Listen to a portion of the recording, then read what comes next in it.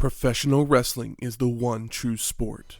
Other sports have their share of intense, dramatic moments, but nothing can compare with professional wrestling.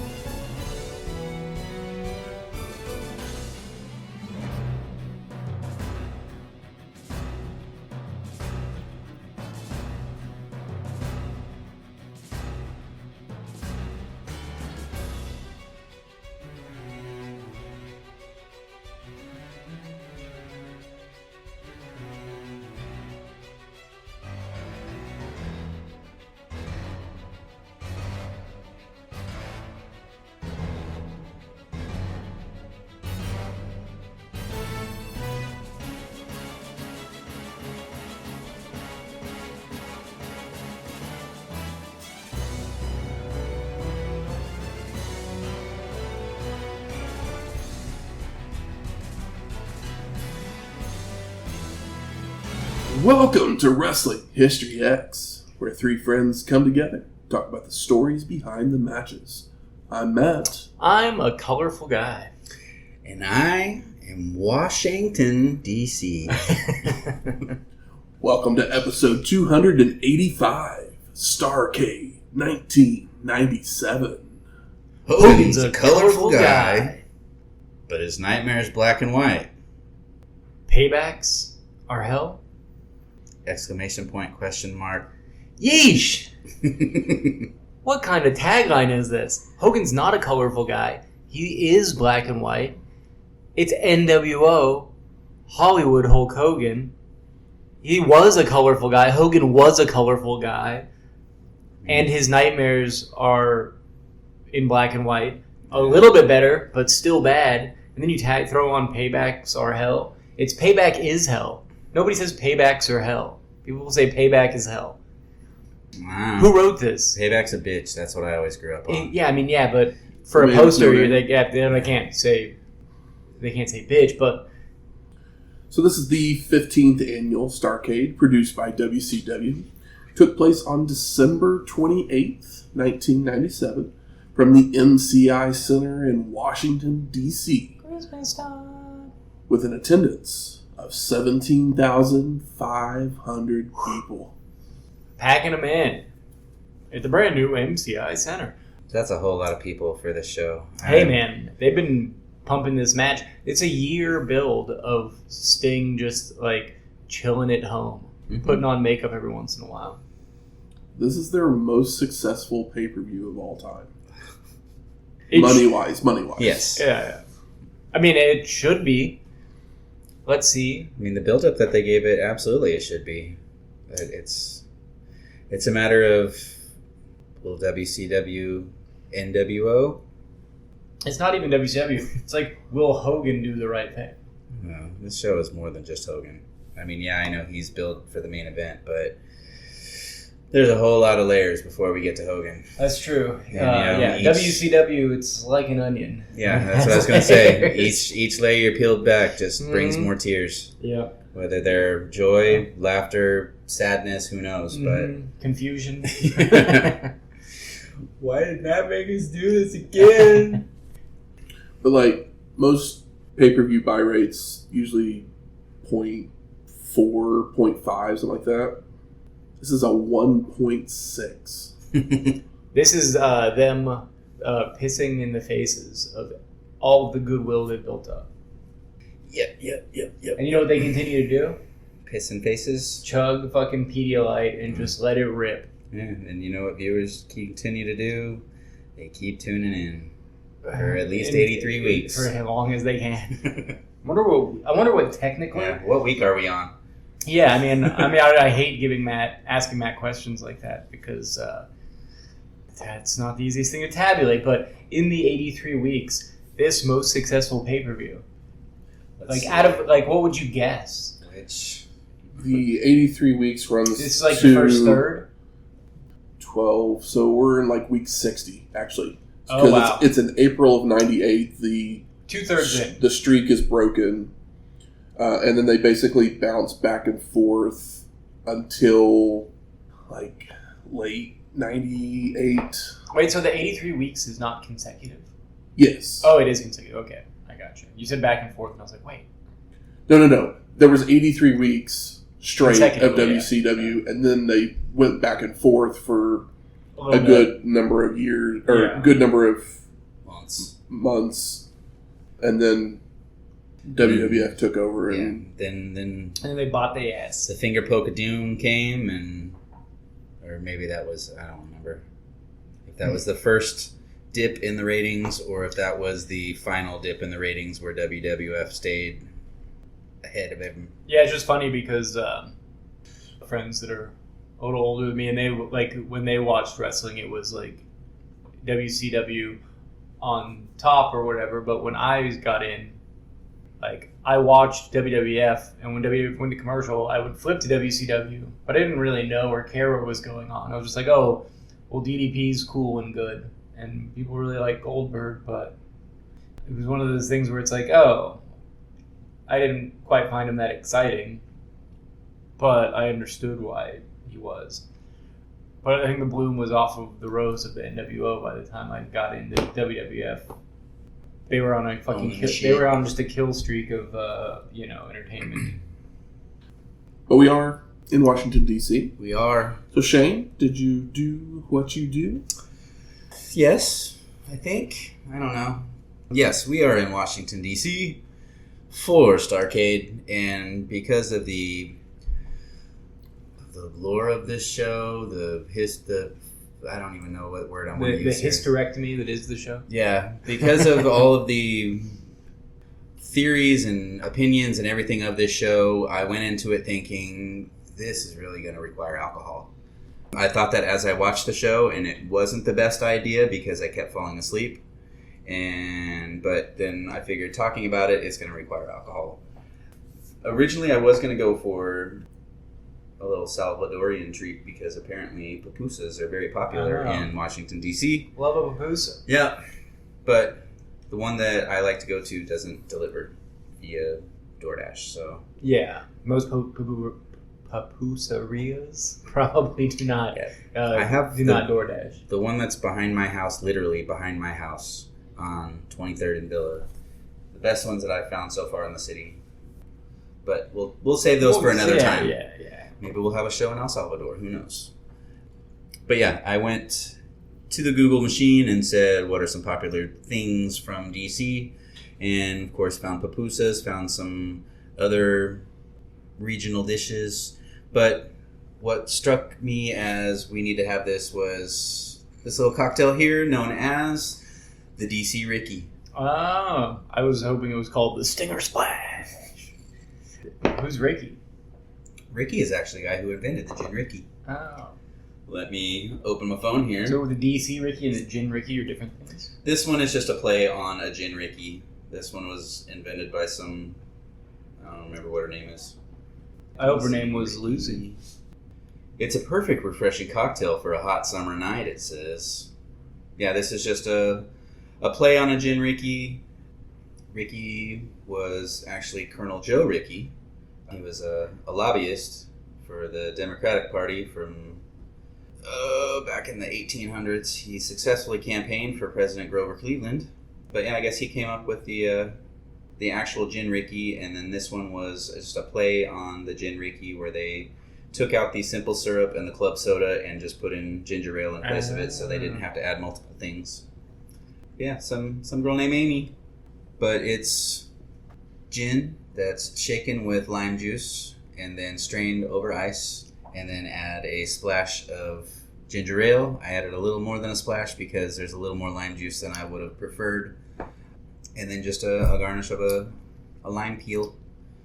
It's good. There's one thing I would do if I was like a bartender, which I've never been, but to spice this up. Throw some tahini. No, just a sliver of fresh ginger. There you go. That would work. I would shake it with it, so Either shake knocks around some of the juice and fibers. See, I could see, yeah, that could be good in there. Either that or just throw in a jalapeno. That can't hurt. Got a little spice. You can do both. Yeah. We'll call that the Stinger Splash. There we go. You just got stung, fucker. Yeah, it's I think instead of adding as much lime juice, had I only used half a lime, it probably would have been better. But it called for a whole lime. So, Amy, maybe you just love limes. It's or maybe not the bad. limes that you had just weren't as juicy as these ones. But it's not bad. It's just, it's more lime than Tastes more like a anything. lime Yes. than it does like You just need alcohol to drop drink. in one of those drunk cherries. And Mm-hmm. But I do think these glasses, though. I don't know. Yeah, I don't know. I think it's tasty. Yeah, it's good. I'd drink another one. I'd sip a larger one of these on a hot summer day. Oh yeah. Absolutely. Ginger ale, you can put just about anything in it, and it's still good. I love it most with whiskey. So a couple films would come out right around the same time as Starrcade 97. One that we've talked about Ad nauseum. a Yep. few times, As Good as It Gets. Probably the As most talked good as about it movie gets. on the show. And Jackie Brown would both release on Christmas Day. I mean, I forgot they did come out at the same time, didn't they? I didn't see them at the same time. I saw Good as It I Gets. mean, you shouldn't watch two movies at the same time. Well, It's kinda no. confusing. But I mean, I didn't see Jackie Brown until later because I was a little younger than you guys. And As Good as It Gets was more friendly of a film for a 5th or 6th grader, but still, a mostly adult picture. But yeah, I love both of these movies dearly. Mm-hmm. Uh, I went to see one at the theater on Christmas Day. As Good as It Gets. As good as it gets. Yeah. Jackie Brown is, like, most of the time, my favorite Tarantino movie, if somebody asks. And see, I Mine didn't too. see Jackie Brown in the theaters just because Tarantino still, he was Tarantino already, but I hadn't fully fallen for. I need to watch every Quentin Tarantino movie just because he still has some years to go before it really jumped on. But yeah, he gets way more, like, he's, like, playing in genres, but, like, not as, like, explicitly. And it's after this where, like, he really cranks it up. Yeah. As far as truly making exploitation films for, like, a higher degree of exploitation films, where it's like, these ones are, the first 3 are, they have that in the DNA, but they're not going full Kill Bill or Django or whatever. Which is one of the reasons why I liked Once Upon a Time so much, is because it kind of felt, it's more similar to Jackie Brown than any of the other movies between these 2 points. Once Upon a Time in Hollywood. Okay. Yeah. At first, just Once Upon a Time, when you said that, my mind Yeah. went to the TV show. Like, No. what Once does Upon a that Time in have to do with Hollywood. Jackie Sorry. Brown? I just cut off one word as if it really shortened Yep. what I was saying. But couldn't say enough good things about either of these movies. I love them both for all the right reasons. Yes, I mean we've as you mentioned talked lots about As Good as It Gets. Good Times, Noodle Salad, Helen Hunt, Jack Nicholson, Greg Kinnear, Skeet Ulrich, Cuba Gooding Jr. All of them. Jackie Brown, I didn't watch that one. I've only seen it once, honestly. Oh, wow. When it first came out on video when I was at Blockbuster, because I just wanted to see. It had been nominated for Best Supporting Actor, I believe. For what the hell is his name? It was Best Actor. Best Actor. Yeah, For for Robert Forster. Okay. Yeah. Yeah, and Oh, it was Best Supporting Actor, I'm sorry. Yeah, I assume De Niro got first billing. That's the only award that they Yeah, were that up was the for. only one. Yeah, but I'm just saying, like, if De Niro, if Yeah. he was nominated, he would have been the lead actor. But I still think Pam Grier should have got a nomination for Best Actress just because that was her big return. It was like her John Travolta Pulp Fiction moment. yeah, I mean, where Tarantino was so good at that in the early years, just like bringing out a guy that you haven't seen in a long time. I'm still waiting for him to bring Lark Voorhees back. Give me Lisa Turtle. Oh, crazed. He did it for Daryl Hannah with Kill Bill. Mm-hmm. We'll see what happens. I mean, he has he says he has one picture left, but I could see him doing like TV or something. Like, he's not going to stop working or like writing books or whatever. Like, the dude likes movies way too much. So Yeah. and he hasn't he's like, well, I don't want to. I'd rather just be like, all right, I'm just going to make 10 great movies instead of just like. But it's like, has he put out anything that's awful? It's like, my least favorite is Hateful Eight, and I don't think it's a bad movie. Mm-mm. I mean, My least favorite's Death Proof. Oh yeah, yeah, that's the one I always one. forget about. But I like it, but I might put it under. Yeah, it might be my least favorite too. I just never think about it because of the whole Grindhouse presentation. I'm just like, oh yeah, that was just an experience that I had. But that is one of his movies. Let's talk some Starrcade. 2 R's, brother. Hopefully our nightmares aren't black and white. hopefully they're not paybacks. Laughter echoes in the background of a dark and stormy night as Sting broods in an abandoned building with images of Hollywood Hogan running through his mind and flashing on our screen. The Stinger picks up a bat and walks through the rubble before a message appears. He's witnessed the ruin of an empire. Now he seeks the ruin of one man. Close-up of Sting's face, followed by the camera zooming into his eye for the Starrcade logo. As Tony Schiavone welcomes everyone to the show, joined by Dusty Rhodes and Mike Tenay. I mean, great intro. Mm-hmm. Like, fucking, like, movie preview quality. And you might be going, where's Bobby? Bobby hadn't missed a pay-per-view in forever. Yeah. Where's he at? So on the Nitro, the Monday before, the NWO would storm the announce table during the second hour, kicking the commentators out and turning the show basically into a home improvement show as they spent time the entire second hour intimidating the crew to hang up new signage as they feel like they were cheated out of getting their show that they were owed from War Games. Yep. Remember when WCW was like, we won, it's still ours, and then they get bullied out of it on Raw for bad television? Nitro, I'm sorry. I was thinking of a better show. When they finally did have a match during that hour, they were going to force Tenay to call it, but the Brain volunteered, kissing up to the group and offering to join them. It's Bobby's NWO now? Maybe he was just Well, it's also protecting Tenay. Who knows? Also, I mean, yeah, Bobby will say anything to not get hit. He is the weasel. Yeah. No. I think Rick Rude is now part of the NWO, so Bobby's there, and yeah, he's back with Rude. That's how I'm going to look at it. They're finally reunited. But And it basically, feels good. the reason why the Thunder starts is like they were going to have separate commentating groups, and NWO was going to be, I believe, Nitro, and WCW was going to be Thunder, or maybe the other way around. It makes more sense for NWO. Guaranteed contracts don't work on Thursdays. We'll see how that works out for us. Also, a bad idea in general. Yeah. I mean, it's just a brand split, basically. It's just what. It was a bad idea then too.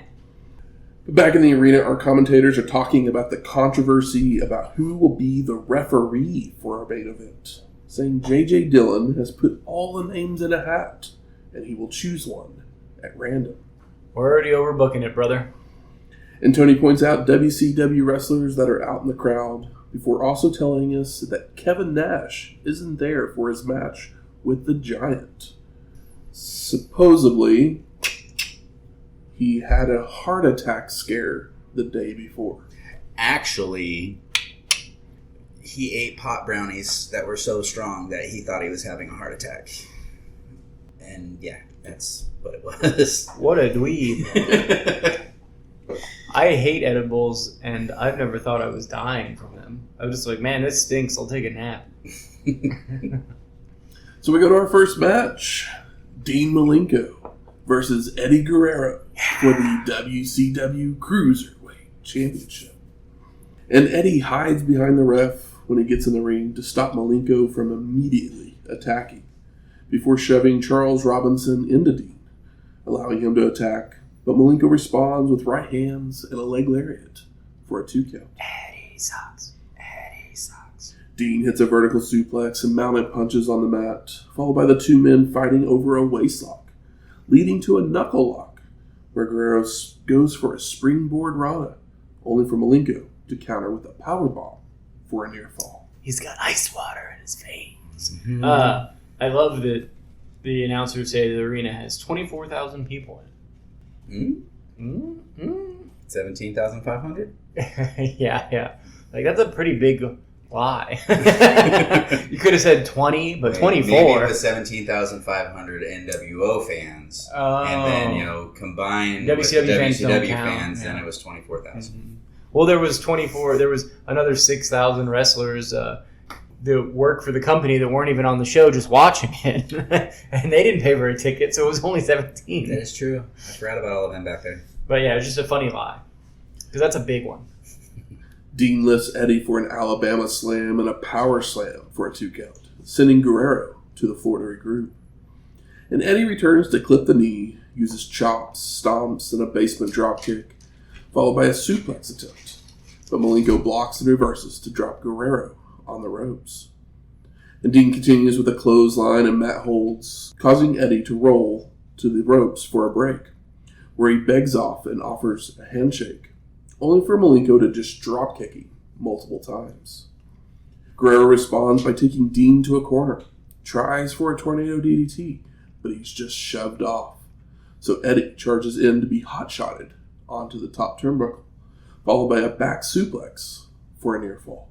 I love Dean Malenko so much, and obviously love Eddie Guerrero, but they're such a good combo because they are the exact opposite gimmick. One guy is completely full of shit, and the other guy is never take a shit in his life.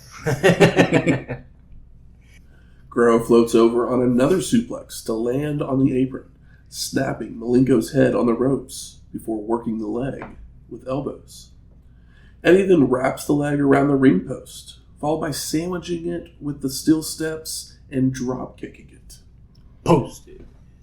Now back in the ring, Guerrero keeps up the attack on the leg with holds and a powerbomb for a 2 count, before going for some wheelbarrow action, only for Dean to counter it into a suplex and a backbreaker for a near fall, which only hurts his leg more.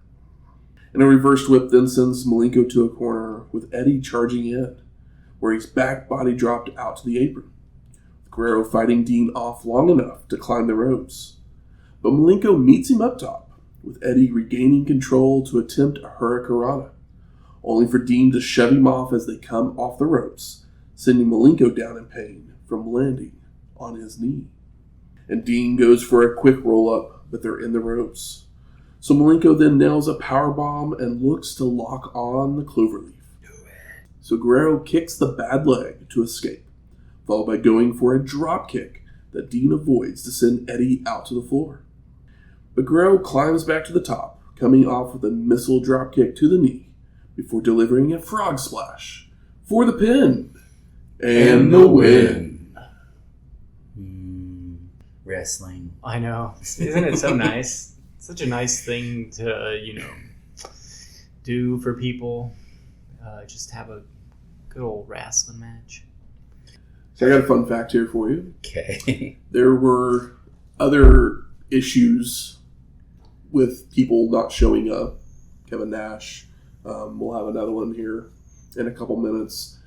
So they forced Dean to come back to have this match, even though he was scheduled off because his wife had a baby like 2 days before. Wow. So he had a child. Yeah. And his wife had the child, but he don't make it. That's crazy. Yeah. So they booked the match, but didn't think that it would actually happen, and then they had other stuff happen, and they were just like, we have to have you come back. I hope they gave him a fucking nice check for it. I mean, I'm pretty sure he made them fly him in the private jet. Well, yeah, but they also should have gave him a couple extra grand. You just had a kid, and you're dragging him out here? Come on. Hopefully it's just I show up for this match, and then I immediately get flown home. Oh, yeah. Scott Hall then makes his way out to the ring. And you can see that he's wearing the fake tag title belts, and does a survey, with the louder cheer being for the NWO. So he calls it a win for the good guys. Kind of. The WCW was cheering too. Scott talks about the main event because he will face the winner at Super Brawl before telling the crowd that he has some bad news. The genetic marvel, Kevin Nash, isn't there tonight. And if they have a problem, they can meet him down there. Down where? A fan literally yells this out, with Hall saying, "You know where." But the fan doesn't get it, so he asks where again. Scott then asks for a referee to come and declare the Giant the winner by forfeit, as the Nash match won't happen, followed by mocking the big man, even calling him Frankengoof. Yep, he does the Frankenstein's monster walk. And this brings the Giant out to the ring, who takes a mic to call himself a forgiving man, and he understands why Kevin isn't there. If I had to wrestle me, I wouldn't want to be there either. Doesn't always mean what you think it means there, Giant. The Giant then says Nash will have to return someday, and when he does, he will find out who the real Giant is, before press slamming Hall and signaling for the chokeslam. But he has another idea. Hitting a jackknife powerbomb. Yeah. And the Giant leaves to the back as Vincent and Scott Norton arrive to help Scott to the back. And they turn right back around. For our second match of the NWO of Vincent, Scott Norton, and Konnan versus Ray Traylor and the Steiner brothers of Rick and Scott Steiner. With Ted versus NWO 6-man tag match. But no Konnan comes out. So it appears it'll be a handicap match. When the real NWO music hits, and out comes Macho Man Randy Savage with Miss Elizabeth. And the reason Konnan's not here is because Konnan's wife had just gone into labor prematurely. See you Monday. Yeah. So we called back the guy who had already had the baby, but the guy who hadn't had it yet, they let him go. Yeah. I mean, she was in labor. That's pretty. That one I can understand. Yeah. I mean, I understand both of them. I just cringe anymore when I hear the NWO music play. Even if there's a "ooh yeah" dropped in between it. It's just so funny that there's such a fucking just incredibly thick line between the NWO that matters and doesn't, and it's a song, and it just dilutes both sides of it. Mm-hmm. So this match was set up because the NWO B team kept interfering in Ray's matches and even costing him a U.S. title shot. So the Steiners would begin to back Traylor up. And there would be multiple matches between different variations of these teams happening mostly on Saturday nights that would all end in typical NWO fashion. Schmoz. So the match gets going with Scott demanding Macho Man, where they shove each other around, trading slaps, headlocks, and shoulder blocks until Norton knees Scott from the apron, allowing Savage to drop him on the ropes. And Vincent tags in to choke Scott before bringing in Norton for chops, a Samoan drop, and a backbreaker, followed by a double axe handle from Macho. Savage then telegraphs a back body drop, allowing Scott to deliver a tiger bomb and a press slam, which leads to everyone jumping in the ring to brawl, forcing the NWO to regroup on the outside. And Scott heads out to keep up the attack, only for Macho to hide behind Liz. So Scott moves her aside. Just lifts her ass up. To throw Savage back into the ring, but he tags out to Norton immediately. And Rick's challenged, so he tags in to hit some Steiner lines and a power slam for a 2 count, before Traylor comes in to continue the punishment with right hands and headbutts, only to be shoved into the NWO corner to change the momentum. And Vincent returns, only to be caught on a charge in with a spine buster by Ray, followed by a rolling belly-to-belly suplex from Scott. And we get frequent tags by the Steiners and Traylor, keeping Vincent at bay, until Ray misses a running splash, allowing Vince to make a tag to Norton, who works over Traylor with chops, clotheslines, right hands, and chokes. Vincent then returns to whip Ray to the ropes, only for them to bump heads for a double KO, with Traylor up first to make it to his corner for the Hot tag. Rick cleans house with Steiner lines and body slams, when the Steiners nail Vincent with the Doomsday DDT, but Norton breaks up the pin. Scott then delivers a Super Frankensteiner to Vince, only for Savage to break up the pin this time. And DiBiase jumps on the apron to argue with the ref, while Scott looks to hit another Super Frankensteiner to Macho. But Norton drops Scott with an electric chair drop, followed by Savage coming off the top with an elbow drop for the pin and the win. My only thought is, like, Steiner and Macho sounds good, sounds fun, but then you put your brain through it and you're like, well, this match would just not work. So the finish of this match was originally Vincent taking a pin. Ray Traylor pinning Vincent and match over, moving on. Mm-hmm. When Savage was added to the match, he demanded that he win. And so then you go, well, then Ray Traylor should take the pin, right? Obviously, he's not a Steiner brother. Savage demanded that it be one of the Steiners that took the pin because they're at least upper mid-card. Yeah, but it doesn't do anything for anybody. Also, in 285 episodes, this is the most Vincent. Mm-hmm. Aside from when he was Virgil and fighting DiBiase in a Mania match. Even then, this was the most Vincent in ring. Like, that match was like 5 minutes long. Vince was partying in this ring. Poor guy. So we go to Mean Gene in the aisle. And he plugs the hotline saying he saw some new faces you might find interesting in the back. Call to find out. This tease is so old and not interesting. Crush. Okerlund then introduces J.J. Dillon, who says he saw all of the faces backstage as well, calling it a sign of unity before addressing the referee situation for the main event. Oh, sorry. Crush and Davey Boy. JJ continues the only fair thing to do was to put everyone's name in a hat and draw one.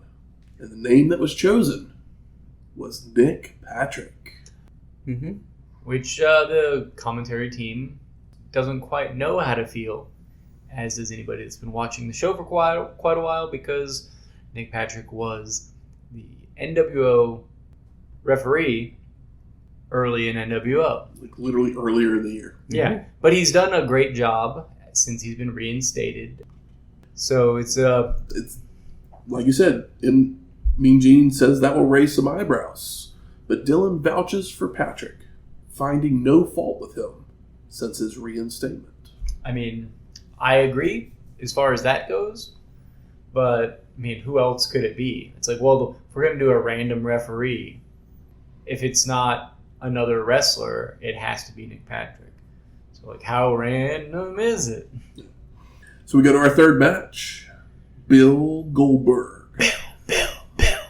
Versus Steve Mongo McMichael. Bill.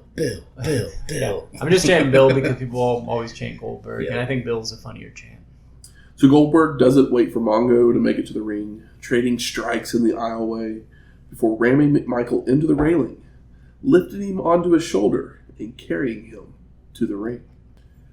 Bill then sets up a table on the ring post, followed by entering the ring, where Mongo retaliates with kicks, right hands, and a side slam for a 2 count.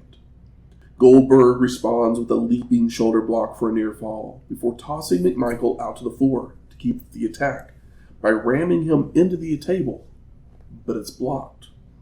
They return to the ring with Mongo leaping off the top, only for Bill to catch him on the way down with a shot to the gut, followed by locking on a leg bar momentarily. Bill Goldberg tried to do a wrestling move, y'all. I mean, I'm already impressed. I just figured this would be a squish squash, but Bill's doing things. He set up a table and stuff. Did he set it up correctly? No, he's going to fix it in a minute. Okay. He set it up on the post. Goldberg then nails a spear for a 2 count. Oh my god. And then moves the table to be set up at ringside. With the help of Ray Anderson. Before attempting to throw McMichael over the ropes through it. But the ref saves Mongo's life, causing Bill to fall over with McMichael on top for a near fall. The first almost pin of Goldberg. There's an ECW chant, but the table break is maybe the best sounding table break I've heard in all of wrestling. Goldberg then drop kicks Mongo to the floor, allowing him to regroup, followed by climbing to the apron right in front of the table, where the two men exchange strikes, with McMichael taking the worst of it as it sends him crashing through the table. Welcome to Telegraph City. Bill then rolls Mongo into the ring, but he's recovered enough to attack when Goldberg enters, setting him up for the Mongo spike, only for his back to give out. So Bill delivers the jackhammer for the pin and the win.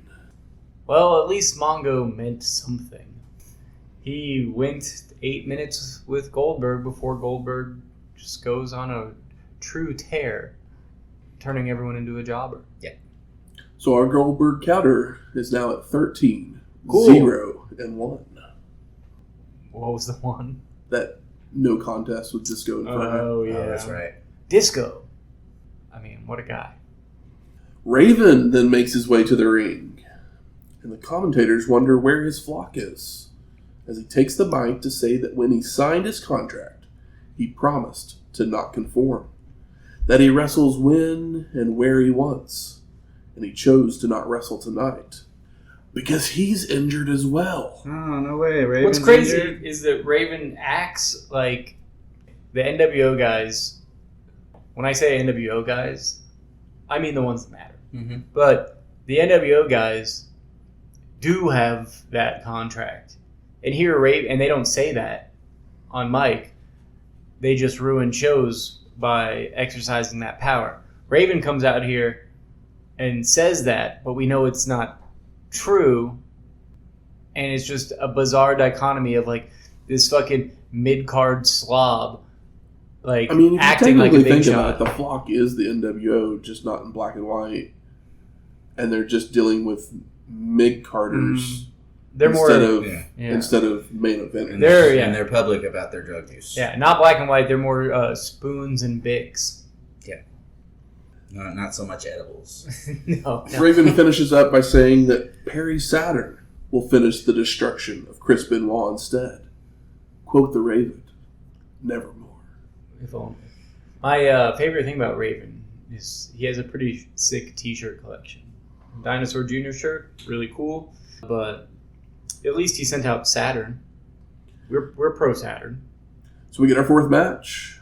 Perry Saturn with Raven versus the Crippler, Chris Benoit, in a Ravens rules match. I love Chris Benoit walks out. Teeth still aren't fixed. He looks like the enforcer of a motorcycle club. Like the guy that's too stupid to lead the thing, but is the one that gets everything done. He just looks like a man on a mission. And I'm not speaking of the large men of yesteryear. Benoit takes the mic to tell Raven to quote the Crippler no more. That he doesn't view reality or the truth through any veil.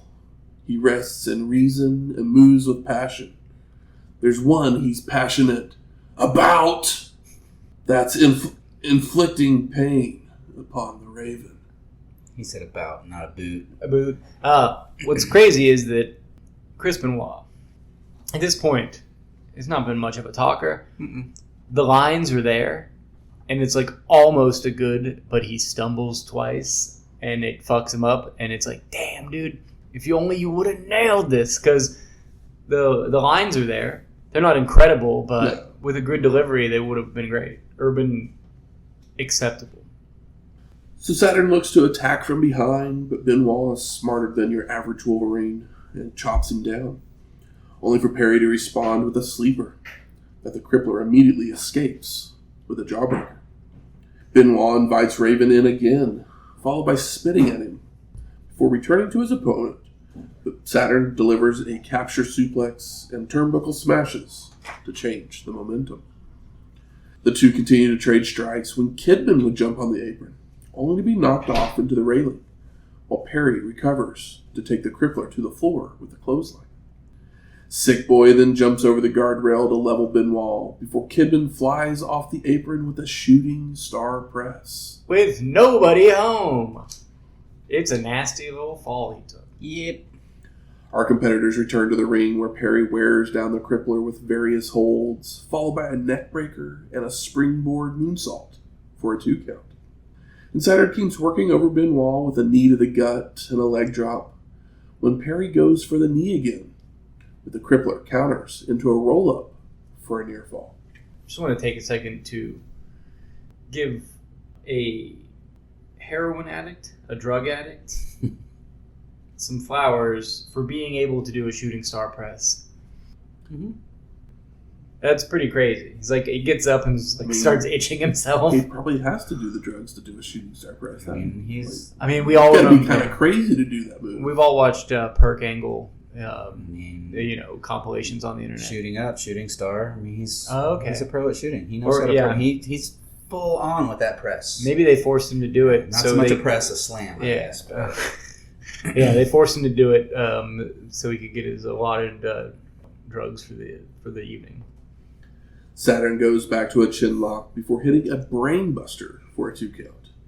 But he telegraphs a back body drop, allowing Benoit to deliver a sunset flip for a near fall. The Crippler hits a desperation clothesline, leaving both men down, with Perry regaining control with a rake of the eyes and chokes, followed by a Michinoku driver and heading up top, only for Benoit to meet him there, clubbing him down to the floor. The Crippler then misses a baseball slide, but he does take Saturn down to the ground with a crossface, only for the Flock to attack to break it up. And Benoit's held while Perry leaps off the ropes with an Aussie Eye moonsault, only for the Crippler to move in time, causing the Flock to be wiped out. Now back in the ring, Benoit nails a clothesline, a snap suplex, and heads up top for a diving headbutt, making the cover, but the Flock attacks again, with the Crippler fending them off until Raven enters the ring. And Benoit turns his attention to him, allowing Van Hammer to attack from behind, followed by Raven delivering the DDT, and Saturn locking on the rings of Saturn to an unconscious Crippler for the ref stoppage and the win. Kudos to Chris Benoit for that wonderful DDT bump. Saturn, Benoit, very good, but Raven's dumb rules are dumb and lame. Yep. Any match that involves the Flock, as much as I enjoyed Saturn before he's completely brain dead, anytime the Flock is involved or Raven is nearby, it's like the fucking gangsters in ECW. Yeah, all... My brain shuts off and I have no interest because I absolutely hate anything that involves Raven. Raven is until he shows up, he is my WCW crush, and not in the gay way. I was literally I fixed to ask. It's like Raven versus Brian Adams, a.k.a. Crush. I can only hope for a loser leaves town, and both of them lose. Yeah, you hope that somebody it's a fucking double, just a nukes double the knockout. building.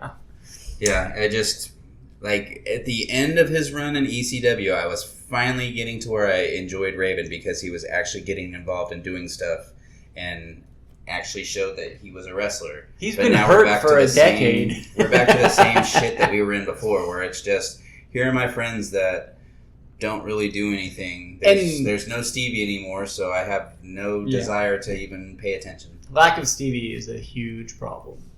As much as we all like and respect Saturn and Ring, it's like a Perry Saturn sans the Flock versus Chris Benoit from a recently disbanded Four Horsemen, just two men trying to make it in wrestling. Can't think of a better story than that for a guy who just wants to view wrestling as a sport. But dumb, hate it. But here we are, hate it, doing heroinated. What do they call Star it? press? Shooting star press. I said somersault press. It's like, no. Shooting star press. So we go to our fifth match. Buff Bagwell NW versus no! Lex Luger. What? What did Lex? Poor Lex. Lex loser. Yeah. And the story behind this match was that Bagwell claimed Lex couldn't beat him and didn't impress him, as their encounters never ended in a clean victory, including Luger being disqualified for throwing Buff over the ropes. Oh, that's the thing again for that one match, huh? That's fun. That's fun. I popped for that. It's enjoyable. But what's funny is that Buff Bagwell, he's buff. He's jacked. But he is puffy steroid jacked. And Lex Luger is absolutely shredded. This is some of the most shredded Luger we've seen in a while. He looks like a fucking cheese grater with arms. Yeah, I mean, it's before and after, because Buff looks like Luger looked like when he first joined WWF. Yeah, Luger now looks like an actual bodybuilder. It's insane. And Buff Bagwell, obviously a very strong man, but he's, a puffy boy. So Bagwell stalls to begin before they lock up with no one gaining an advantage. So then they turn to loogie fights, which Lex wins as Buff is knocked over. You should have called him Lex Loogie and then spit in his face. Lugier. Lugier. Luger with strikes, slams, and throws that send Bagwell out to the floor to regroup, calling out Vincent to even the odds. More camera time for you, buddy. And Buff returns to the ring and starts hammering away after a cheap shot, tossing Lex to the floor and attempting to run him into the guardrail, only to be blocked and reversed, followed by ramming Bagwell's head into the ring post. Posted. Now back in the ring, Luger works the back of Buff, but a rake of the eyes turns the tides, allowing Bagwell to choke away, along with Vincent getting some shots in. And Buff yanks Lex out of the corner, pounces on his back, and forearms to the back of Luger before wearing him down with a chin lock. But Lex rallies with a clothesline, but Bagwell is able to lock on a sleeper, only for Luger to escape with a back suplex. Buff is up first and he goes for a running splash, but Lex gets his knees up, followed by a back body drop, clotheslines, atomic drops, and a running forearm.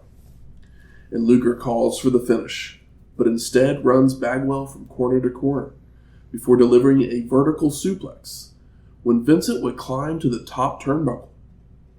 Lex sees him and throws him into the ring onto Buff, followed by clotheslining him out of the ring. Yeah. Luger with stomps in a corner, causing the ref to admonish Lex, so he argues with him, allowing Bagwell to charge out with a running high knee, which knocks Billy Silverman down. Ref bump. Luger retaliates with a power slam and gets Buff up in the torture rack. But the ref's still out, when Macho Man would run down to attack from behind. Ooh. Lex fights him off, press slamming Savage down to the mat and racking him as well. For a while. But the ref is still out. So Scott Norton then runs down to knock Luger out with a chain-filled fist, placing Bagwell on top, waking the ref up enough to make the count for the pin and the win. Post-match, Miss Elizabeth runs down to the ring to check on Macho Man, with her and Vincent helping him to the back. This should have been half as long, and I guess they just want to make Buff look moderately strong, because he didn't really beat Lex Luger. No. Mm-hmm. I think that the two of them by themselves could have been a pretty okay match. You remember how last week I said the main event shouldn't have ended in a disqualification? Yeah. This match right here Should not. I mean, is how that main event should have happened, and this match should have ended in a disqualification. Mm-hmm. Yeah. Fair point. But Sting, I mean, we'll talk about it. We'll get there. So we go to our sixth match. Curt Hennig versus Diamond Dallas Page for the WCW United States Heavyweight Championship. I want to be so excited about this match. So the story behind this match was the original plan was Ric Flair versus Curt Hennig, but his knee would be injured during a fight, with DDP coming to the rescue. So he became the natural replacement. I mean, Nature Boy Curt Hennig, Great on paper, but it already wore out its welcome. Yeah, after the last couple encounters with the two of them in the ring, I don't really want to see them again. This is exciting. Mm-hmm. So the champ came out first. Foreshadowing. An early roll-up and arm work from Page sends Curt to the floor to regroup, before returning to stomp on DDP's bad ribs, followed by the two trading mat holds until Hennig is knocked outside again. And Page drags Curt back to the apron, only to be hot-shotted onto the ropes, allowing Hennig to take control, working over the ribs with knee drops and kicks. And DDP rolls out to regroup, but Curt follows out to toss Page into the steel steps before wearing him down with a leverage-aided chinlock, only for DDP to escape with a jawbreaker. And the two begin to trade strikes, with Hennig being punched out of the ring, followed by Page diving over the ropes with a slingshot plancha before taking the fight into the crowd. And they make their way back into the ring, where DDP pulls Curt groin first into the ring post, with Dusty asking what they call that, and Tony responding, "Crunch time." Page then calls for the finish, but Hennig holds onto the ropes to block, allowing him to make a leverage-aided cover for a 2 count. What would wrestling do without the incredibly creative mind of Tony Schiavone? My mind is not creative enough to think of Crunch a proper answer to that. Sorry, I just, shouldn't have taken a shot, but couldn't help myself. Hey, that's the Luthez Gordon Soley Award winner. Tony Schiavone. For commentary? Or is it just like a lifetime achievement? It's a lifetime achievement. I would love to have dinner with Tony Schiavone, but Gordon Soley rolled in his grave when he was given that award. I'm sure they were, but I'm just saying he's no Gordon Soley. Tony, I want to talk to you about Halloween Havoc that year that you did the opening for it and how incredible that was. That's the best use for Tony. Tony Schiavone is the best when he is a Doc Hendricks or a Michael Cole. He is a interviewer, a man with a mic, or he is a Mean Gene Light. Curt starts arguing with the ref, so DDP rolls him up for multiple near falls. But Hennig responds with a clothesline and sets up for his finisher, only for Page to counter it into a single arm takedown. They trade strikes again that knocks both men down before Curt goes for a clothesline. But DDP floats over and nails the diamond cutter for the pin and the win. And new! Post-match, Page celebrates in the ring, followed by heading out into the crowd to celebrate some more with the fans. And if you left any other way, why would he not get attacked by the NWO? Mm-hmm. DDP is so over. This match had a big fight feel, even though it wasn't deserving of it. And I'm not shitting on Curt Hennig, but Curt Hennig has not meant very much here in the WCW.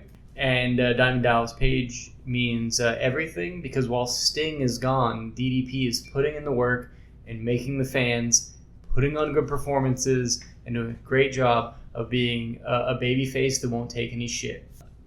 And that sucks for Sting, but Sting is resting his body. If Sting was working this whole time, we wouldn't have just had his retirement in the last year. It's just a weird, it's wrestling. We could talk about it for hours, and we do. Yep. One thing I noticed about this match with Hennig, I kept looking at his gear that he was wearing, trying to figure out if that's the same thing that he wore when he fought against Bret at SummerSlam. The blue and red and black. The blue and black. Yeah. With the white boots. And he's the only guy. It's like, was he that cheap? Or why is Hennig the one guy in the NWO that's not wearing white and black? Because he's not. Maybe I've always wondered that about him too, because he never wears anything NWO related. No, it's after he leaves the NWO and he becomes part of the Rap is Crap cowboy crew or whatever, then it's like he's wearing black then, I want to say. Yeah. But yeah, I just happened to notice his gear and was thinking maybe he's trying to have that Bret moment at SummerSlam where he passes the title on, or maybe that was his way of welcoming Bret to the first pay-per-view in WCW by wearing something that he wore against him back in the day. Who's here? Bret? Bret Hart's here? He's been not. I'm lost. No, Matt's just poking with him. I'm like, huh? Kayfabing it, man. It's kayfabe in it. Like, he's already been announced on the show. What are you talking about? He has been? Yeah. They They talked about him being... Did they announce yeah. him at the beginning? Yep, they did. Okay. Yeah. Maybe I missed that then. Yeah, they talked about him being a that's right. They do talk special about ref. him being the special ref. Yeah. There's a Dusty line. Bobby's not here. But Dusty says something so confounding. He says, "Let us not, though, tip the light fandango over the fact that Curt Hennig is one fine athlete." I'm like, what did you say? What does that mean? Trip the Light Fandango? Yeah, but I have as well, but he doesn't. He doesn't even say trip. He either says tip or dip. He gets the saying wrong. And he does that a few times in here because it was just another one where he's talking about the Coupe de Grasse. Yeah. It was just great to hear a real Dusty fucking motor mouth flubber just sell it completely. And it's like, let us not tip the light fandango. And it's like, number one, that's wrong. And then it's like all you had to say was, let us not forget that Curt Hennig is one fine athlete. But he had to dusty it up, and his delivery is so fun and entertaining. Because he starts it, and then he just adds a though. The syntax. To trip the light fandango is used as a phrase for carefree dancing in a Spanish or Latin American fandango style in 1945 recording of the song South America. Yep, makes no sense here. He said, let us not forget. Let us not tip the light, as he said. What does fandango? All right, then there's also referencing an earlier song, A Wider Shade of Pale. Oh, that's what he's doing. Where they trip the light fantastic. The original meaning was to dance in a carefree way. Skip the light fandango. Yeah. And the expression trip the light fantastic comes from John Milton in Guerrero, one of his books that he wrote in 1632. Okay. Well, the what was it? Brighter Shade of Pale. Mm-hmm. Great song. We've all heard it. If you haven't heard it, Google it, and you'll be like, "Oh no, I've heard this." I like the Annie Lennox version. Oh, I never heard her cover that. I'm pro Eurythmics and pro Annie Lennox. It's featured in the movie The Net with Sandra Bullock. Okay. Well, yeah, I'm down. Eddie Guerrero is then in the WCWWrestling.com room with Mark Madden and Jeff Katz. But we can't hear anything that's said because Tony Schiavone talks over it. He's so good at his job. So we go to our seventh match. Eric Bischoff with Scott Hall. Easy E. Versus Larry Zbyszko for Control of Nitro with Bret Hitman Hart as the special guest referee. Let's take him to Larryland. So the story behind this match was that after Bischoff had pinned Larry, the NWO would continue to mock him. So Zbyszko challenged Eric, but he said the only way he would agree was if Control of Nitro was on the line. And unfortunately, the logic here is, does Larry Zbyszko actually have the power to... Why is he the one that's wrestling for the Control of Nitro? Because he's awesome. He's the only one brave enough to stand up for it. I mean, obviously, which is a problem because Sting doesn't care about Nitro. He just wants the belt. Diamond Dallas Page doesn't care about Nitro. He just wants to take down the NWO. Mm-hmm. And I love Larry Zbyszko. I think he is a wonderful talent, but it's a weird play. Him and Eric Bischoff, fine, but this for the control of the show. Yeah. So J.J. Dillon would make it official. But of course, Bischoff began to backtrack and make demands, such as he gets to choose the ref. And Dillon offered to pick an NWO member, choosing Hart, who had been hanging out with them since his arrival.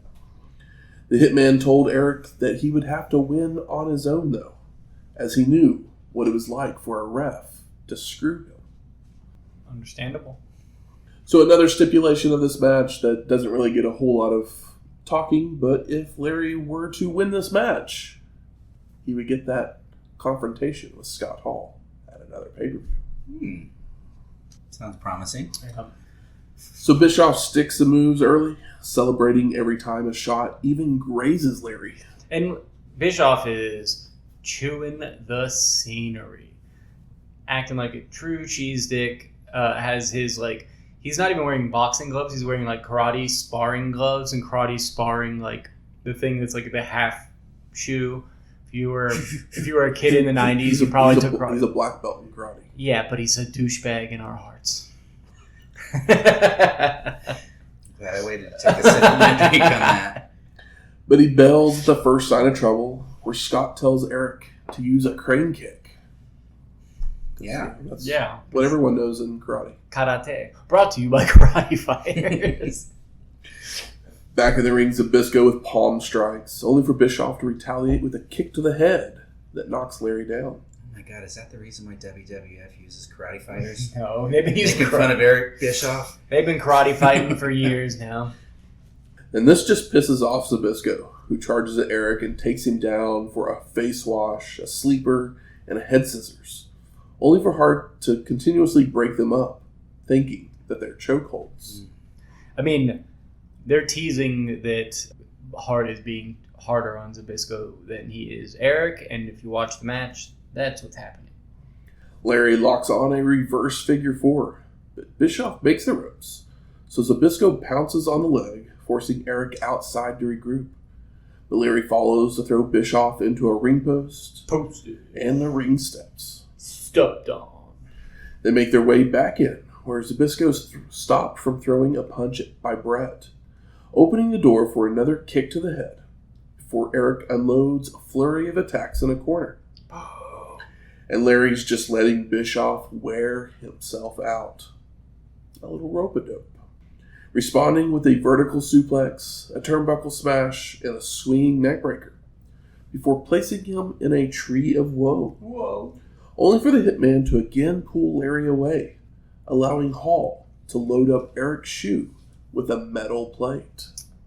It's funny because it's one of those like diamond metal plates, and yeah, it's very funny and very. I mean, the camera shot totally makes sense, but Scott Hall's cheesing it a bit.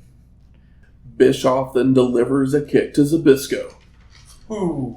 Though you see the plate fly out of his shoe before he lands the kick. And all I could think was like, I wonder how big the check they wrote for the fucking goose egg they gave somebody when that thing landed on their head.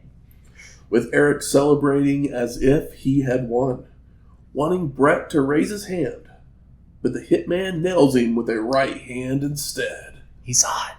Scott then jumps in the ring to receive the same, followed by placing Hall in the sharpshooter, while Larry chokes out Bischoff with his own karate belt, with Hart declaring Zbyszko the winner. Yep, I love that Eric just immediately taps. Yep, I love Larry fucking taking off that stupid karate belt and choking stupid Eric Bischoff. So we go to our 8th match. Hollywood Hogan versus Sting for the WCW World Heavyweight Championship. Are you ready, O? This is what the world has been waiting for. Yeah, they spent a 3-hour Nitro talking about it, about the signing of the contract. Michael Buffer makes the announcements. So let's get ready for the most anticipated wrestling match in history. Somebody said it. And the champ comes out first. Foreshadowing. Do the right thing. The Stinger gets a laser light show. Very bad laser light show. Including sounds of thunder. Cartoon thunder. And a creepy child speaking about good versus evil. How Sting looks to strike fear into the hearts of the men who created him, while he has a voice of silence and a mission of justice. This is Sting. A mission of justice, but for who? For just him? Not just us. So the last time the Stinger had a match Let's hear it. Who was it against? was Fall Brawl 96, episode 220. Over a Games? year. So Is that the War Games? Fall Brawl? Yes. Okay. And he was in the War Games match. Yeah, he showed up, Yeah. beat up everybody, and then left. Yeah. Yeah, because Hey. fuck you guys. You thought I was the fake Sting. A You year thought ago, I was yeah. on Team NWO. A year and a month. So the match is going as Hogan shoves Sting to begin, but he responds with a slap to the face, followed by Hollywood stalling every time the Stinger gains even the smallest of advantages. Hogan sucks. Hogan asks for a test of strength, only for a cheap shot to put him in control for right hands, a clothesline, throat thrust, back rakes, He's wearing and a eye shirt, hooks. Hogan. He's wearing a shirt. Back rakes don't work. Also, Sting has been just chilling in the rafters for a year and a half. You think you would just know every nook and cranny and move, Matrix style. yeah, of our hot dog man. That would be so sick. Hogan then nails a body slam, but Sting avoids 3 elbow drops and delivers a drop kick to send Hollywood out to the floor to taunt the fans. And just to point this out, we watched Sting come out. He hasn't been there a long time. His eyes are so glazed over that you can't tell if he's happy to be wrestling again, which I don't, that's not how I read it, or that he has what they would call boo-boo job face. But there's such a, I don't know if I've ever seen a wrestler walk to the ring with their eyes quite like Sting's. His are more pronounced because of the makeup that you can't help but see them, because it takes the humanity away from his face by covering it in black and white paint. So you focus on the eyes more. But this whole match is just like, I can't imagine the amount of He looks like feelings a guy, going through him. Yeah, he looks like a guy who was just informed as he was getting ready to walk through the curtain that the changes or the finish has been changed, and you know Hogan. So Yeah, well, he just kind of walked down. It's just one of those that I couldn't help. I was so transfixed by it. Yeah. Back in the ring, Hogan goes to headlocks and shoulder blocks, only for the Stinger to drop kick him out to the floor once more. So Hollywood regroups and stalls some more. Hogan returns with more headlocks and a vertical suplex, but Sting no-sells and takes Hollywood to the corner to pound on him, only for Hogan to rake the eyes to slow the momentum. We have fans chanting boring. Mm-hmm. There's 17,000 people here. It's not good. Stinger's tossed to the floor where Hollywood rams his head into the timekeeper's table, uses the bat over his back, followed by running Sting into a ring post. And Hogan has a whip reverse to send him into the railing, only to avoid a Stinger splash and crotch his opponent on the guardrail. They return to the ring where Hollywood nails an atomic drop. Big boot, but he stops to pose to the crowd before delivering a leg drop for the pin and the win. Question mark? But Bret Hart, who is suddenly at ringside, Stops the timekeeper. stops the timekeeper from ringing the bell, saying he swore he wouldn't let this happen again. Not on my watch. That was a fast count. Guys, it was not a fast count. Nick Patrick complains, only for the Hitman to deck him, followed by grabbing Hogan and rolling him back into the ring and restarting the match. Sting nails a pair of Stinger splashes. But before that, he bangs on his chest like the Coke days, the good old days, the surfer Sting, the bleached blonde hair, the man we know and love. He then fends off the NWO, Fuck you. or Fuck you. at Fuck least you. the BT, Yeah. before applying the Scorpion Deathlock when Hart calls for the bell. And new! Post-match, WCW wrestlers fill the ring to celebrate with Sting as he climbs into the Giant's arms, holding the belt over his head. Yep, Bret lifts his arm, even though we all know it was bullshit. Hacksaw Jim Duggan's in a tuxedo waving an American flag. Because what a glory hog. Followed by the Stinger speaking to the camera. But it's in Spanish. He says something madre. He says a mamacita. Okay, yeah, it sounded like he said that's right, motherfucker, or something along those lines. Tony tells the NWO to bite him before saying his goodbyes. And we go to credits. So, fun facts, whatever you want to call it. Many reports have stated that Patrick was supposed to make a fast count. He did not.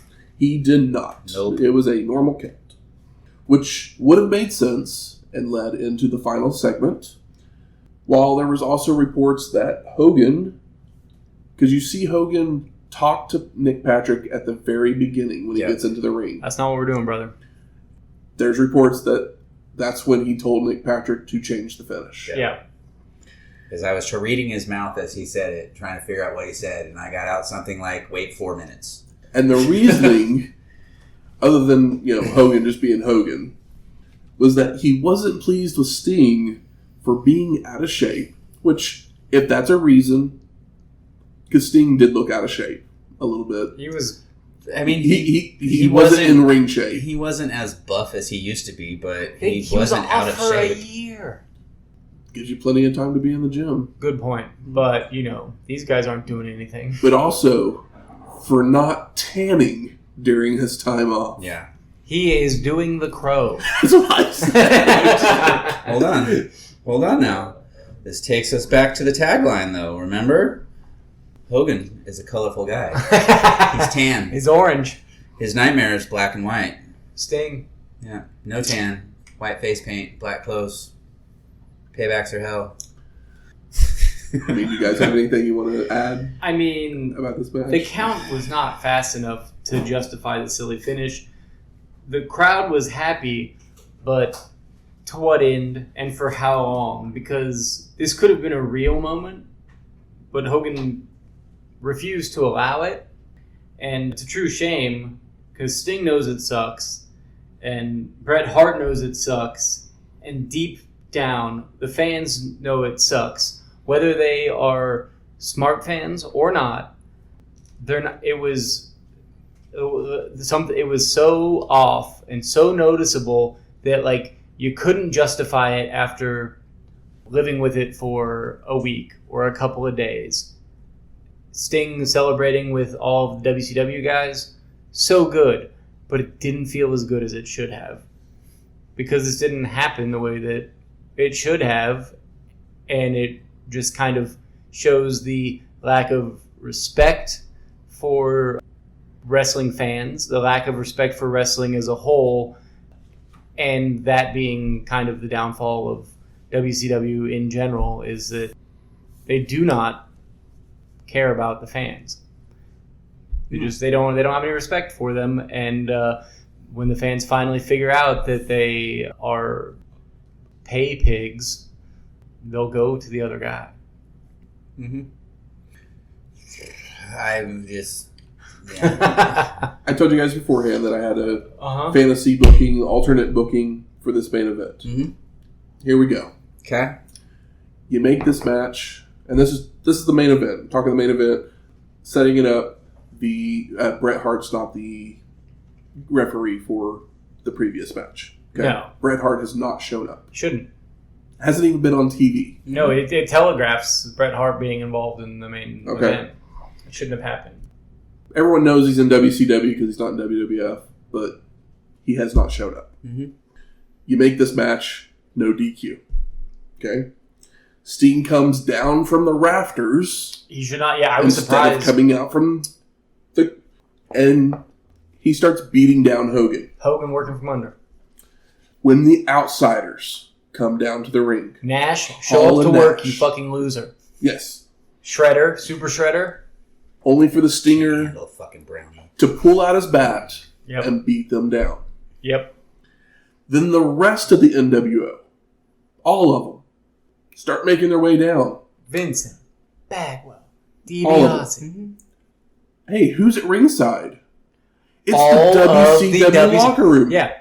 They jump the railing, Hold everyone back. hold everyone back. There's brawling going on. Uh-huh. Leaving Hollywood alone in the ring with Sting. It's a lumberjack match that makes sense. But all of the distraction has allowed Hogan to gain control, hitting big boot, leg drop, kick out. The Stinger then starts no-selling everything. Splash. Does his gorilla beat, chest beat thing. Matt, you're nailing it. Hits a pair of splashes, followed by a scorpion death drop for the pin and the win. After celebrating, the final shot of the pay-per-view is then Bret Hart, having, like I said, not done anything else on the show, comes out of the entranceway, seeing everyone celebrating in the ring, mirroring the end of WrestleMania 10, where Owen came out with Bret. Matt, it's so good. Yeah. The thing is these guys couldn't have the foresight for it. Because you know what Eric Bischoff is? He's a guy that sells fucking Velcro Ninja Stars. Mm-hmm. A true loser and a pretty great salesman. So I ask you, gentlemen, what are your overall thoughts of Starrcade 1997? It's hard to not talk about the main event. I feel like this show is watchable but if only to realize the mistakes which are abundant. Where it's like, well, people say, oh, you should have zigged when you should have zagged. And it's like, well, they kind of did everything a little wrong throughout the whole show. There's matchups that are good on paper, but the way they went about them is just incorrect for getting the most out of what they could be. You see it with like Zbyszko's rope and dope. Cool on paper, doesn't work as well as you want it in the ring. Zbyszko's over. Like Bagwell beating Lex doesn't feel correct, but there's a better way to get there if that's what you wanted to do. It's just a very bizarre show that shows all of the cracks in a not unified company, even though it's broken up on television because you have your NWO and your WCW, but it's not a cohesive product. And the things they care about and the things that they're like, okay, well, we'll just get there. How do we do it? That's fine. You can't do that when you're pulling this many people in. You have to make them care. Like, they're choosing what to care about, and you're not, and you're just like following it and appreciating it as opposed to taking those strings and like pulling the kite up. And they're just like, oh no, we're just going to tie it to a rock. The wind will take care of it. It's like, no, it's not how it works. Yeah, no. This was not an easy show to watch. For this to be an easy show to watch, you watch the first match and then you shut the show off after that. I don't normally disagree with everything you say, but I have to disagree with almost everything you said, because on paper, no. You don't want to see Hennig the NWO versus Ray Traylor and the Steiner brothers? No, don't give two shits about seeing Vincent, Scott Norton, and Konnan in a match against the Steiners and Big Boss Man. Bill Goldberg, Mongo, I'm going to give them possibly the second best match of the night, which says a whole lot about that. That just has to happen, though. We're aware that has to happen. Express my feelings. Like, wait, what? Express my feelings already about the Saturn Crippler match, because anything involving Raven, I don't give a fuck about. But Bagwell versus Luger, don't care. Hennig versus Page would have been great 5 years ago, but Hennig in WCW is not the Hennig that we or anybody wants to see. It was a shit match. Eric Bischoff versus Larry Zbyszko. It sounded like I was gagging as I said that right there, and I was trying to come up with the word. You know, that pretty much says it all. And Sting and Hogan should have been great. When Sting beats his chest, I couldn't help but have my heart flutter a little bit. Well, no, that's the thing is, I didn't see. I mean, yeah, it was a slow moving match. You know, Sting just kind of walked around in a circle for the first couple minutes of it, but yeah, he's not the big roid freak that he was, a couple years before, but he didn't look like he was completely out of shape. No, and if I don't he was, think so. what the fuck has Eric Bischoff been doing for this last year as they watch him building towards this match? Not encouraging him to get in the ring and practice, or not encouraging any of this. What does he have to practice for? He's fighting a fucking guy that does back rakes. And it begs off. He's fighting a guy that was out of the business for a year, came into the company on day one, and was given the belt. Hogan should never beg off. Ric Flair can beg off because he's Ric Flair. Because he is a shifty son of a bitch. And that's part of the thing. Hogan should never beg off as a face or a heel. He's too big. He can play it smart, but he's not smart.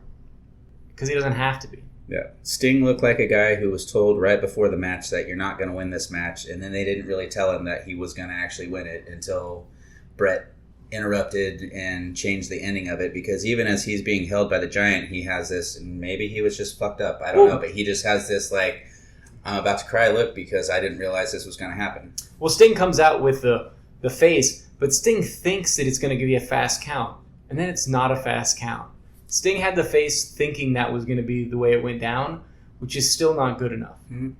For a man who has been so loyal. I don't like this show. I mean, it's the first straw, for sure, as far as the enthusiasm of fans, I imagine. So I never thought I would say these words. You love it? This is a show worse than Bunkhouse Brawl. Ooh.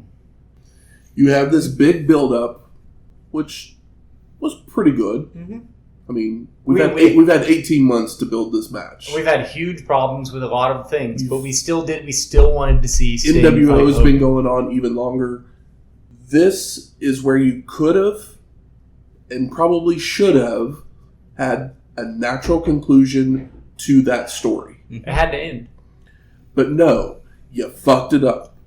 And that's not just the main event. Every match is piss poor except for the opener. And you actually said Bill Goldberg and Mongo was your second favorite match. Like, I literally wanted to gouge my eyes out watching that clusterfuck. That says a whole lot about the show. Once again, Zbyszko may have the second best match on one of these fucking shows that I fucking hate. Because Zbyszko had the best match on Bunkhouse Brawl. Zbyszko this tells you, like, I have no issue with Zbyszko, but this tells you, don't put fucking Zbyszko on a pay-per-view, because Matt's probably going to fucking hate it. Oh, Zbyszko, we love Zbyszko. I think that I will slightly give flowers to Eric Bischoff for being so goddamn hateable. Because he's in there and you hate him and you just want him to get... You want Zbyszko to pull a fucking gun out of his trunks and shoot him in the head on pay-per-view, which says... It means that Bischoff is doing something right. He performs like somebody you want to hit with your car. And there's plenty of guys who are great wrestlers that never got any emotion out of anybody. So Bischoff is a good television performer, even though the great thing is that we all agree that we wish he got hit by a fucking semi-truck. So that means he's doing something right. It's not the same as... It's not go away... Could have been hit by a semi-truck if the dumbass diesel driver wasn't at home with a hangover from a fucking brownie. But, yeah. It is truly... It's crazy is not the word. It is exactly...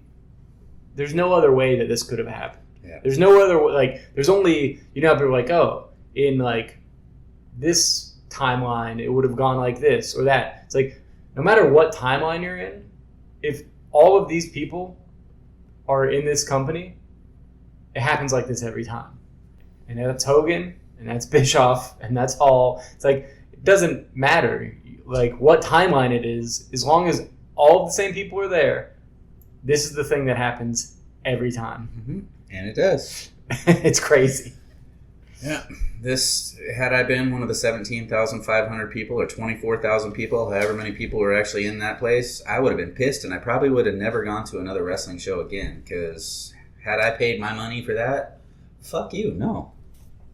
I think you could get caught up in the arena with like the fast count business. I mean, it was not a fast count, but like them just not knowing what's going on and wanting to see Sting win. But if you're watching this from home, if you go home and rewatch this after being there, it's just, you don't even have to know the bullshit of it all to feel the bullshit of it all. It's like, oh, well, yeah, it feels wrong. Good. Where's the smart marks at? All right, fuck you. I think it's time we smark it up. So what are some of the best moments of this show? Eddie and Dean.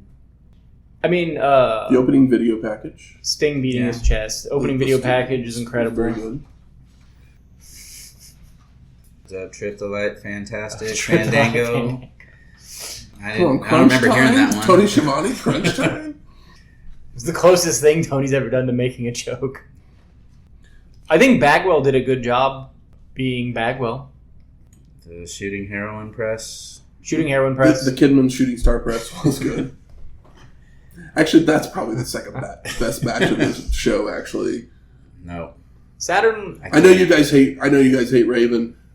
I don't Raven. dislike him. Yeah. So I obviously give it more credit. But we love Saturn. Yeah, I love Saturn.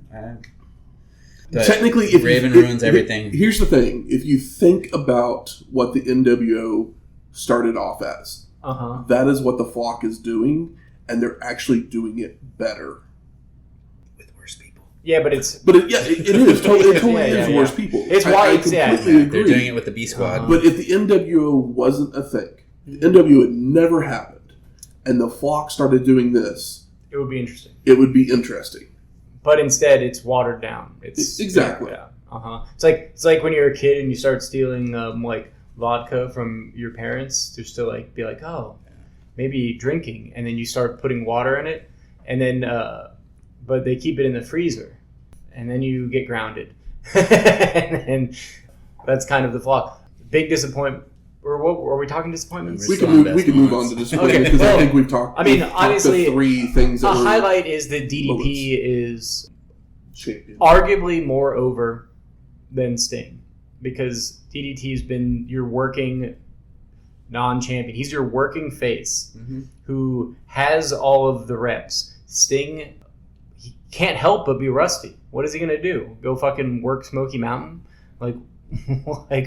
Or OVW or whatever. It was like, where is Sting gonna get the reps in, and why should he? Power plant. Yeah, the power plant has put out so many great wrestlers.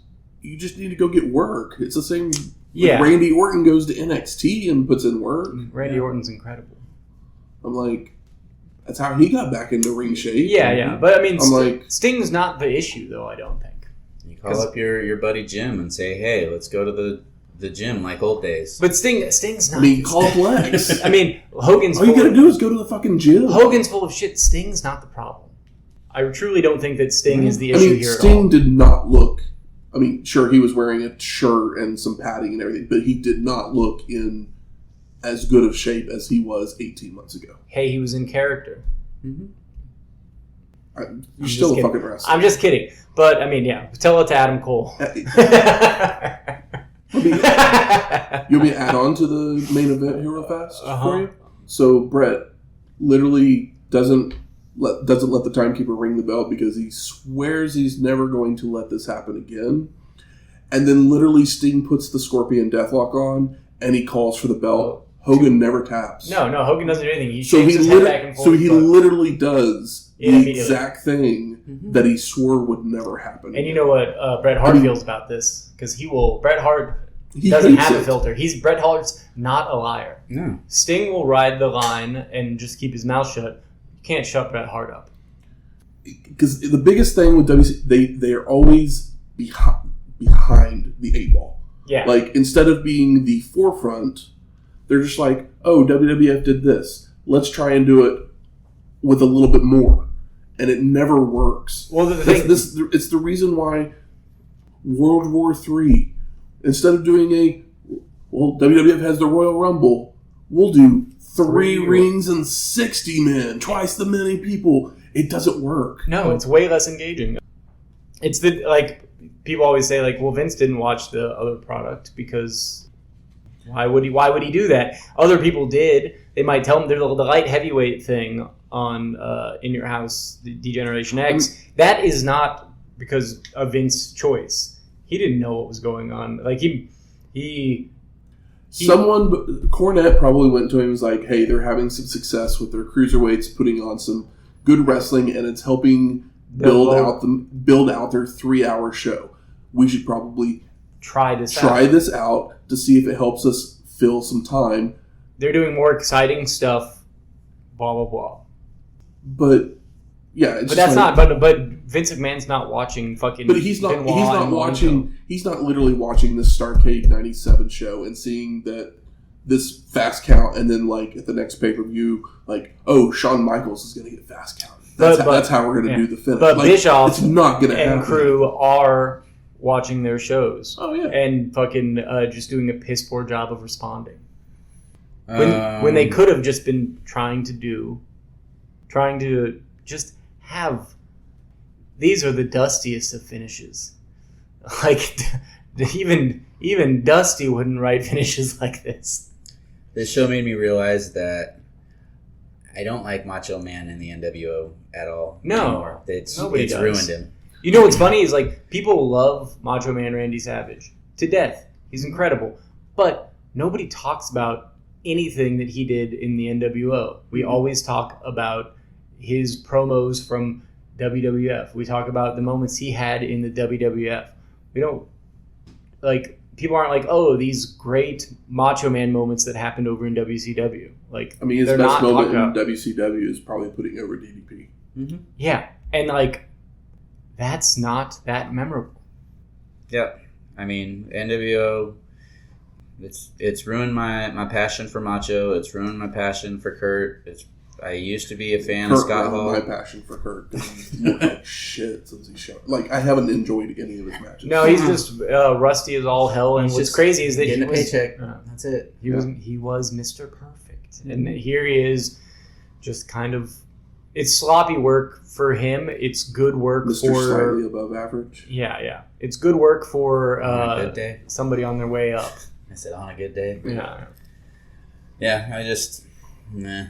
And it's so crazy that during all of this, Ric Flair is just swaying in the wind. It's you have fucking Ric Flair, and we're just not doing the right things with him at all.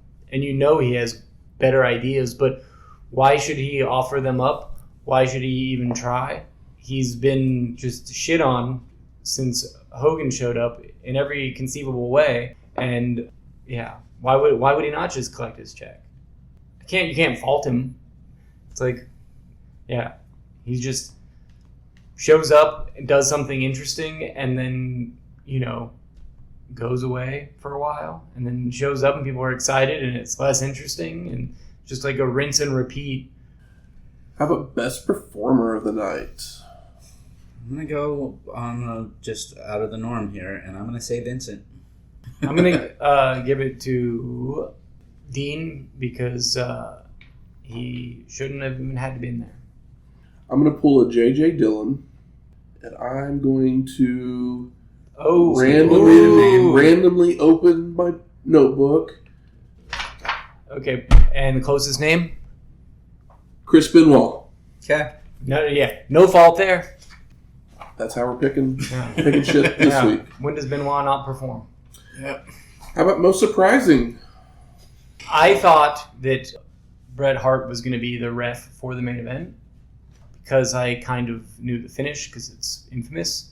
So I thought that he was the ref the whole time. So I was surprised when he was the ref earlier, and then the match started when they said it early, Nick Patrick. So that was kind of surprising for me, just based on the things that I've heard, because this show's been talked about a lot over the years and quite a bit recently with the Who Killed WCW show or whatever, which was extremely mediocre. But That's what happens never when finished it. that's what happens when most of the cameras on Bischoff, but we're not reviewing that. So that was pretty surprising for me, and I can't say that I'm surprised that they fumbled it so hard because the show is famous for being, it's like the first short straw. I'll say the surprise for me is that I knew the finish of the main event. And so I was like, okay, so they had this one mess up in the main event. I'm sure the rest, like, knowing that this is, Starrcade, this is WCW's big show, like the Granddaddy of them all. most hyped up show, biggest pay-per-view buy rate of all time for them, everything. And I was just like, okay, so they'll have that one hiccup. We've had great matches. We'll have that recently. one hiccup. We've on had the some show. great stuff recently. And literally every match is a fucking hiccup. Yeah. I was just blown away by how this is what you decide to put on for this show. Silver lining, Bobby Heenan was not even involved. He didn't even have any of the dust on his shoulder. Stench is, he doesn't have any of this stench on him. Good for Bobby. My most surprising is there's finally a show that Matt hates more than Bunkhouse Brawl. I thought it was Stampede, or was it Bunkhouse? No, it was Bunkhouse Brawl. Okay. Is that 88? 80? No, 87? 86. 86? Whatever, yeah. Okay. It was in the top. It was in the first 20 episodes. Yeah. Yeah. It was a long time ago. So it's taken us 5 years for me to find a show that's worse. Yeah. And now for a look back even further into the history of wrestling. The dusty finish. Shawn Michaels had achieved his boyhood dream and held the WWF Championship for the past 8 months when his former friend, Psycho Sid, would challenge on November 17th, 1996 at Survivor Series. Sid, born 1960, entered wrestling in 1987 after an encounter with Randy Savage and his brother, making his debut as a masked wrestler named Lord Humongous. He would wrestle in the southeast parts of the U.S. and then in Japan, before making his way to WCW by 1989 as Sid Vicious, forming the Skyscrapers with Danny Spivey, only to be hurt very soon afterwards. Spivey. Following his recovery, Sid would be reintroduced as a member of the Four Horsemen, moving up the ranks to have a title shot versus Sting at Halloween Havoc 1990. Soon afterwards, Sid would head to WWF, where he would help Savage and Miss Elizabeth from Attack at their wedding, leading to him feuding with Jake Roberts. Sid would enter the Royal Rumble in 1991, with the winner winning the vacant WWF Championship, entering at 29 and eliminating Macho Man and Hulk Hogan, leaving himself and Ric Flair in the ring. But Hogan would distract him, allowing the Nature Boy to eliminate him. Sid would turn his attention towards the Hulkster, but would lose his WrestleMania match when Papa Shango would interfere. Sid would leave WWF over disagreements with management and return to WCW by early 1993. But before he built any momentum, he would be released due to an incident with Arn Anderson. Sid would work Memphis for the next few years, which Shawn Michaels would bring him back to the WWF to be his bodyguard. But after costing him a championship match, Sid would turn on his friend and join the $1 Million Corporation, feuding with various people over the course of 95, when he would suffer a neck injury and be out until the middle of 1996, when his intensity would be turned up to 11. Psycho Sid would feud with British Bulldog and Vader, leading to him becoming the #1 contender for the WWF Championship, which would be his at Survivor Series. Sid would defend the title over the next few months when a former champion would get a rematch in his hometown. Oh, Sid. One of the more, sporadically interesting careers, because, every time he shows up somewhere, he is kind of pushed to the gills, but then goes away, and then shows back up, and goes away and shows back up, and it's just kind of crazy. I don't know if anybody's ever had like such like high highs in such a sporadic moment where there's like, oh, I didn't have to build myself back up or whatever. It's just like, okay, well, you want to do it? And they're like, yeah. And they're like, and you're like, all right, well, I quit there. You want me to? It's like, okay, well, you want to work here? And he's like, yeah. He's like, all right. It's just crazy. I think the only comparison would be Goldberg. Yeah, and Goldberg's only in... Because, I mean, he literally, as soon as he starts, rockets strapped to his ass, and then ends up leaving. But once he hits WWF, literally every time he shows up, he's right back there in the title picture. Yeah.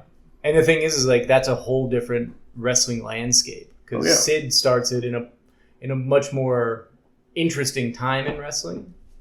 So, yeah. But, yeah, Goldberg is a good... the only one I can think of. Next week, Dusty Finish Volume 4. Cover all those Dusty finishes in a little clip show. Story time with Matt. We just closed out 97 with Starrcade 97 of December 1997, which you just heard. So, you know how we do. We're going to give you a clip show. 2 clip shows. Yeah, a couple clip shows back to back. We're trying to get syndicated, brother. You guys have officially done 15 years of Starrcade or whatever. Yeah. 15 years of wrestling. Yeah. Seems like more somehow. I'm only on 6. Music from this week's show is Fire Escape by Bruce Chianese and Jeff Lenovan. And Sting won our main event, so we play Sting/Crow by Jimmy Hart and Howard Helm. The song is called Sting/Crow, and they couldn't even hide it. They didn't call it Bat with, I don't know. I can't even think of anything good.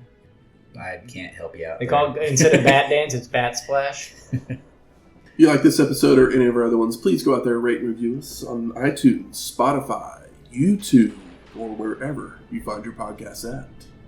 And if you have any questions, comments, concerns... What did you think of this show? I would really like to hear from you. Hey, give us 5 stars. You haven't heard vitriol like this from us in quite a while. We'll be like, yeah, that was okay. That wasn't so good. We got worked up. Yeah, I disagreed with everything and everybody. We got to take blood pressure medicine now. Might need another one of these DC Rickies? Yeah. You need me a DC Ricky Steamboat after this fucking show. No shit. I'm just Matt's talking. We're talking 15 years, and I'm thinking Ricky Steamboat. I'm thinking Flair 89. I'm thinking fucking TA and Tully just jamming the leg of a stool into each other's faces. We need a scaffolding match in my life. Scaffold match? Pretty great. Yeah. But yeah, I want to know what you thought of the show because you've heard us talk about it. So give us your feedback on it because this is one of the more, I don't know, for me anyways, this is my most disappointing show that I've had to review yet. But I'm a few years behind these two on the podcast. But I'd love to see somebody's like trying to spin us into Hogan being right, like just essay. Yeah. Yeah. Slide into our DMs. Give us a shout out. Hit us up on the tweeters. I just want to see somebody's insanity on paper. But you can do those things at our email of WrestlingHistoryX@gmail.com or find us on X at WrestlingHistoX. That's Wrestling HISTO. X. We'll talk to you next week. Laters. Fuck you, Terry.